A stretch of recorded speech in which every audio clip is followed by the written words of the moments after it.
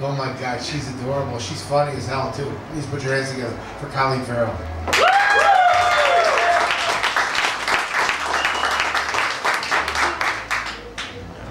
Thanks, Ricky. Let's keep it going for all the comics that you've heard so far, everybody. Yeah! Here. Hello, world. Or Chicago. Hi. How's it going? First off, I'm just going to apologize for my Real Housewives of Orange County hair. I got my hair cut today and Paolo went a little loco with the curling iron. Don't worry, it'll fall. I'll look normal tomorrow. Dirtier, like I normally am. You guys, does anybody know the most quintessentially arrogant rich guy name? Anyway? Chad. It's Chad! You got it, Chad! Holy shit! I've never asked it as a question. You got it. Okay. Sorry, kids at home. Shit is not a good word.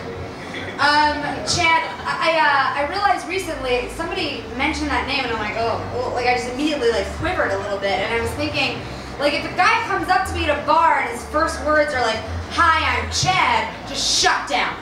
Done. Like, I know my hair says otherwise, but just I have nothing to say to you. Like, we have nothing to talk about. There's no point in us keeping this going. Like, you know, I might make out with you later, but we're not chatting. I'm not talking to you. So I just became the most popular girl in the room. That's right. You don't have to talk to me, just make out with me. Yeah, I don't know. Just if your name's Chad, just change it. It's just stop being a rich white guy with a sweater tied around your neck.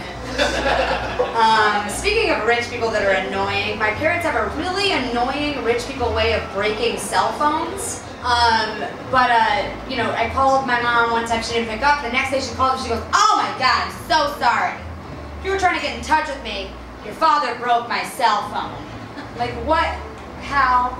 She's like, "He threw it in a cup of wine." I was like, that's weird. How? She's like, "Well, you know, it was in the center console of the car, and he didn't see it there, so we just tossed it right in."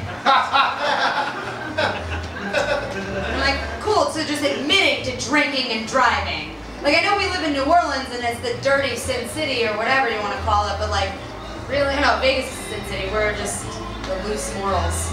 I don't know.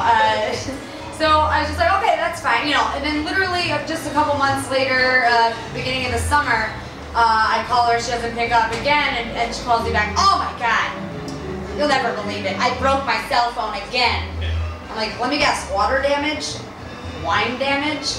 She's like, "Oh no, you know, I was just cleaning the pool, just got right into the hot tub with it in." I'm like, in? And like, sorry, white girl problem, like, jumped into the hot tub with my cell phone on. And I'm like, "Well, where?" She's like, "Well, you know, I was just cleaning the pool and then decided to hop in for a little hot tub and, you know, it was in my swimsuit." And I'm like, oh God, like, what? Where was the phone? In her boobs. It was in her boobs, you guys. It was in her fucking rack. That's my mom. So like, I have to know that. I have to know that my mom keeps her cell phone in her boobs. Like, this is a place to store things. And I get it, because they're fake, so she doesn't feel it. It's fine.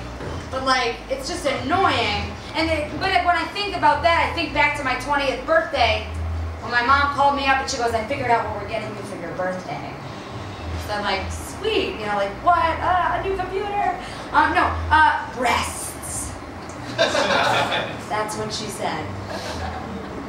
So I let the silence sit for a minute, kind of like I am right now, just so she could realize what she'd done. She didn't realize it, no.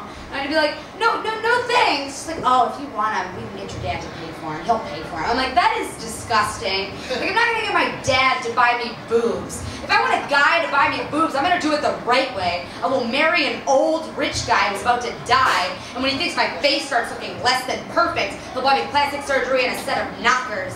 That's what I'll do. I'll find Chad in 10 years.